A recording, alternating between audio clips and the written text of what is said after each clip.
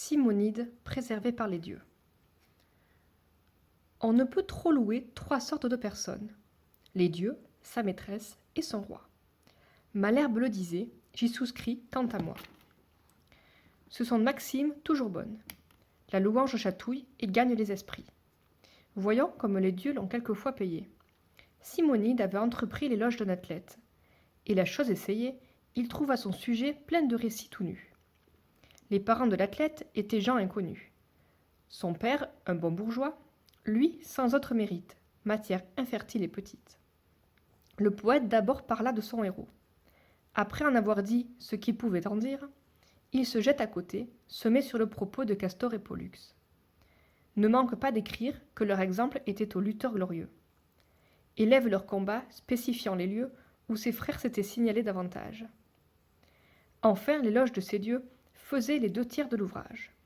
L'athlète avait promis d'en payer un talent, mais quand il le vit, le galant n'en donna que le tiers.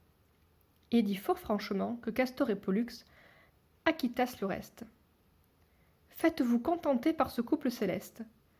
Je vous veux traiter cependant. Venez souper chez moi, nous ferons bonne vie. Les conviés sont gens choisis. Mes parents, mes meilleurs amis. Soyez donc de la compagnie. Simonide promit. Peut-être qu'il eut peur de perdre, outre son dû, le gré de sa louange. Il vient, l'on festine, l'on mange. Chacun étant en belle humeur, un domestique accourt, l'avertit qu'à la porte, 2 hommes demandaient à le voir promptement. Il sort de table, et la cohorte n'en perd pas un seul coup de dent. Ces 2 hommes étaient les Gémeaux de l'éloge. Tous 2 lui rendent grâce, et, pour prix de ses vers, ils l'avertissent qu'il déloge, et que cette maison va tomber à l'envers. La prédiction en fut vraie. Un pilier manque, et le plafond, ne trouvant plus rien qu'il était, tombe sur le festin, brise plats et flacons, n'en fait pas moins aux échansons. Ce ne fut pas le pis, car pour rendre complète la vengeance due au poète, une poutre cassa les jambes à l'athlète et renvoya les conviés, pour la plupart estropiés. La renommée eut soin de publier l'affaire. Chacun cria miracle.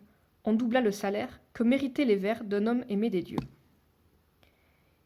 Il n'était fils de bonne mère, qui, les payant à qui mieux, pour ses ancêtres n'en fit faire.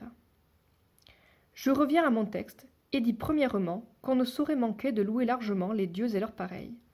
De plus que Melpomène, souvent, sans déroger, trafique de sa peine. Enfin, qu'on doit tenir notre art en quelque prix. Les grands se font l'honneur, dès lors qu'ils nous font grâce.